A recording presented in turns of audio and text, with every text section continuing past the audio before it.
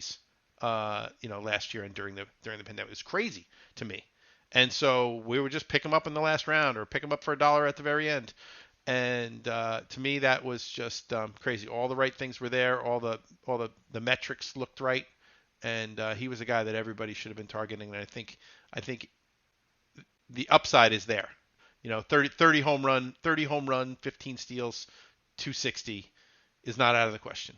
I can see why you go for upside if you're playing a lot of best balls, because best ball is a format that you want to do that, and Xander Bogaerts would not be a target of mine in the best ball format because you're looking for guys with extreme upside. So I see where that mentality comes in. Ruvain, before my thoughts, what do you think of the Braves shortstop?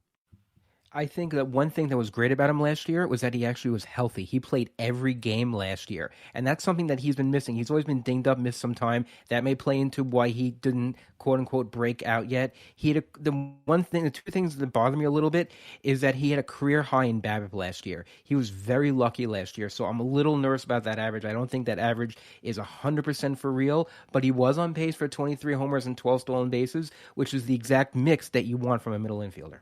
Yeah, my only issue with him is the batting average, and if you look at his strikeout rate, it is a little bit on the high side. It is not anywhere near what you want to be for a good average. I'm not going to say he's a batting average drain, but I wouldn't be surprised if he hits low 250s, which he's done every single year or lower other than this past year. But everything else is for real. And he's he's above average of the player pool in every single statistic except for the batting average. So to me, I love him, and for all the reasons that everybody has said so far. His StatCast numbers are increasing every year. It looks great. Listen, he was a top prospect, and sometimes it takes a few years for a prospect to go. And as Ruvain said, look at his injury history. That might explain some of the early non-success. And because he's been healthy, now you've seen it. This is definitely a guy that could break out even further.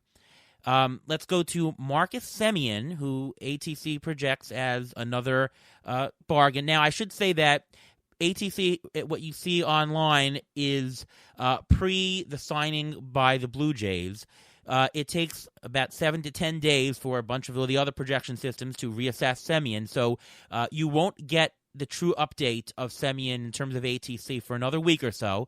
But even for now, and I can't imagine it's going to get worse. Homers have to go up, right? If you're out of Oakland to Toronto, it's going to go up. Better lineup, you probably get more RBIs and so on and so forth. What he's doing now is pretty good. He was amazing in 2019. Little bit of a down year, and this is the potential rebound. Regression goes both ways. Do you think that Marcus Semien is somebody that you might be targeting, Rick? Well, I had Simeon for a number of years in one of my keeper leagues. Actually, I lose him this year. I won't be able to keep him for a fourth year, but he's going to be 30, or maybe he turns 31. I think it's late September or October. He turns 31. And that age is a thing. But what a lineup! If it's Springer, Simeon, Bichette, and then either Guerrero or Hernandez, probably, then Biggio and Gurriel in whatever order you want them in, and then either Grichuk or Tellez, depending on who's pitching. And then the catcher last. This is a monster lineup. So, I really think that, and he does all the little things. So I think he could really do some damage. Probably a 340 OBP guy. So he knows how to take his walks, and he could steal 12 to 15 bases because they'll probably run more, especially with a patient hitter like Bichette behind him. I think a lot of things are good in place there, but the age thing is the thing that matters to me, bothers me the most, and I think that curbs the upside just a tiny bit for me. Right, no doubt. Yeah, I agree with everything you said there. His walk rate is a solid 11%. Strikeout rate is actually pretty good at 20%, which means that his batting average, I think, has upside. ATC has him at 254. I think he'll beat that. The Jays, they steal bases.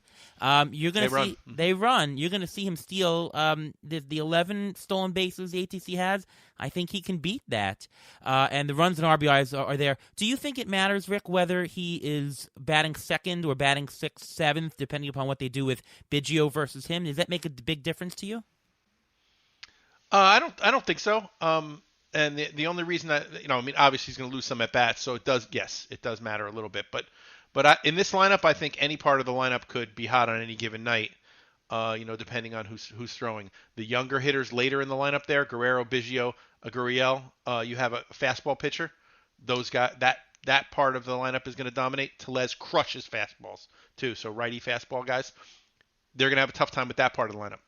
You have your more sophisticated pitchers. They're going to have a tougher time with the more experienced Springer and Simeon at the top of the lineup. So I think it depends on who's pitching, which side of the lineup is going to dominate. But this goes all the way.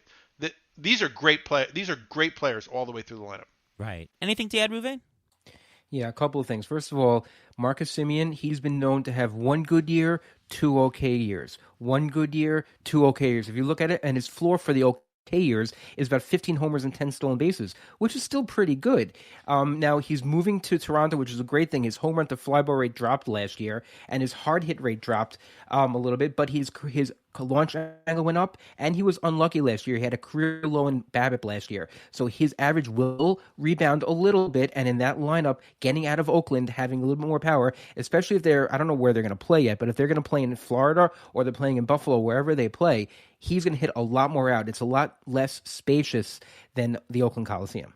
There's a pair of players that have a very similar profile, sort of similar ADP. They're being picked in the NFBC right now within a round. That's Jorge Polanco of the Twins and Gene Segura of the Phillies.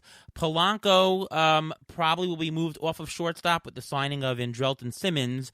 So the question is, where is he going to play? They also have Luis Arias. Is somebody going to sit? I'm not sure. Gene Segura, he's probably penciled in for most of the stuff at second base. Do you have any thoughts on the two players, Rick? Do you prefer any one of them? Do you say whoever's cheaper? You're more of the I want the player and go. Polanco is still just 27, so maybe that fits in your mold. Yeah. Segura is older at 31. Is that the defining criteria for you? Not the only defining criteria, but remember, we eliminate players so that we can get to a smaller number that we can attack. Okay, I don't see enough upside with either player. And I also see some issues with each player, playing time especially. So you're not sure what Polanco's role is going to be. And what if, let me just throw this out there. What if Scott Kingery plays second base and Sure. Baum plays third base?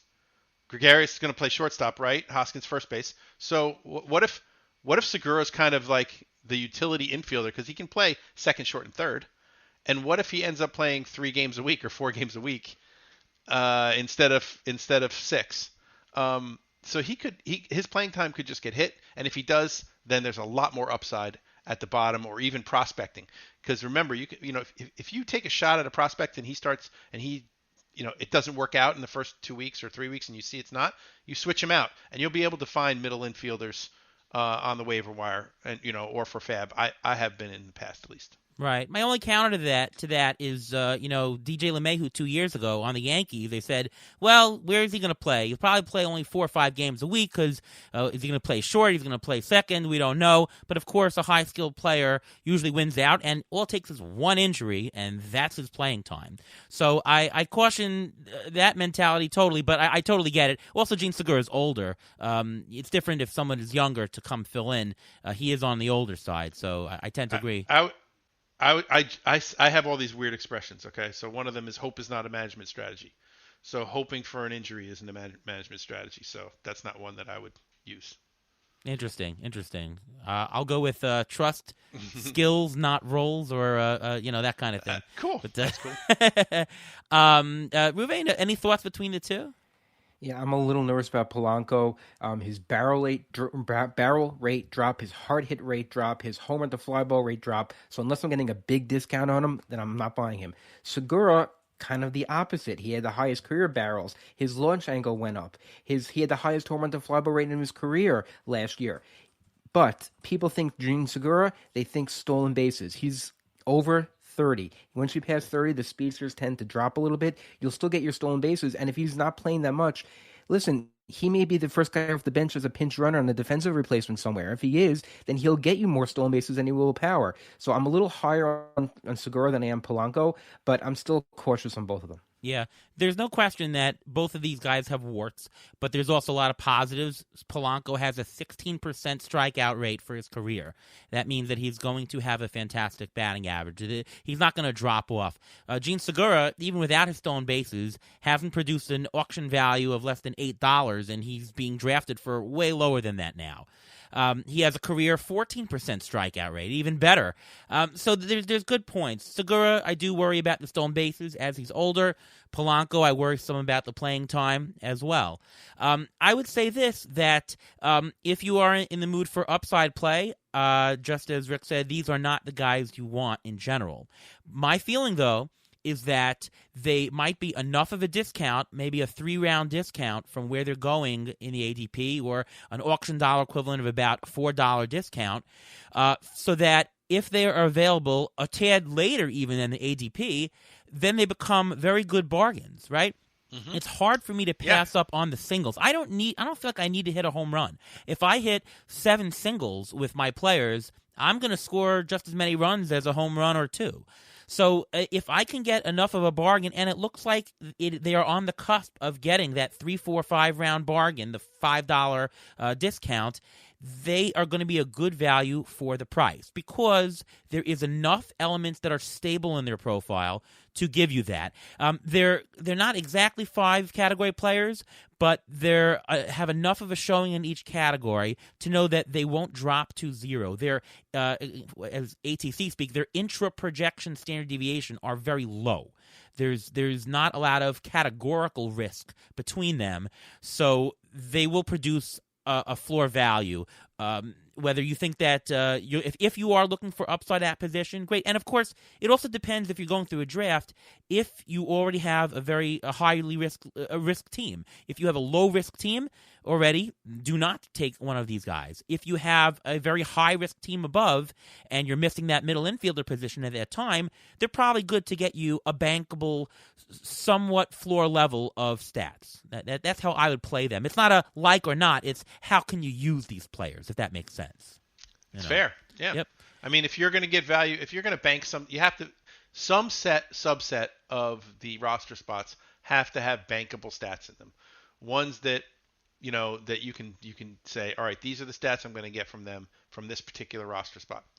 And so if you're getting a bargain on somebody that you know is going to get stats, when the upside, the huge upside player who's, who you could grab, who's going to get zeros, and you want to bank those stats because you don't have enough security in your roster, then those are great opportunities. Exactly. So let's talk about Chris Taylor of the Dodgers. We have to. You know what?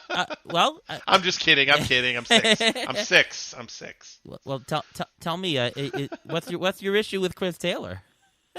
No, just these are the we're getting to some of the kind of players that would never be on my target list. Okay. Because at 30 years old, even though he could have 20 homers and 5 steals, he's not going to have enough counting numbers for me to prefer him versus somebody who is a newer guy who's got a lot more upside. Okay. Or when I analyze the player pool, say, all right, I'm going to pay up then to make sure I don't end up with a Chris Taylor. You prefer Gavin Lux for this coming year? No, that's not what I said at all. No, I think asking because I was trying to get to a board bet. I think they're pretty similar, though. Okay. Because I think they're. I see what you're doing. I was gonna board bet you here, Chris Taylor versus Gavin Lux. If you want to take that, I'll take the Taylor side. Oh well, no. Okay. No, okay. But how about if you want to board bet it in the middle infield? How about McMahon versus Garrett Hampson? I don't want either. I don't want either of those. I'm telling you that I want Garrett Hampson for $1 at the end of my draft or $2 because if they cut him loose and he wins the job, which McMahon has proved he can't win, then he could have that 40 stolen base season, and you could get that for $2, and that could change your team completely. If not, you cut him and you pick somebody else up. What about position eligibility? That doesn't play into it either because Chris Taylor can play second, short, outfield. These guys at the end, they can play everywhere and they can fill in spots when people get injured. Actually, Taylor's only depending on what league you play. If you play normal league rules, 15 games, he's not going to qualify at anything but shortstop and outfield. You have to play modified rules to 10 or 5. Yeah. Okay, then let's talk about a guy like Joey Wendell. He played 20 games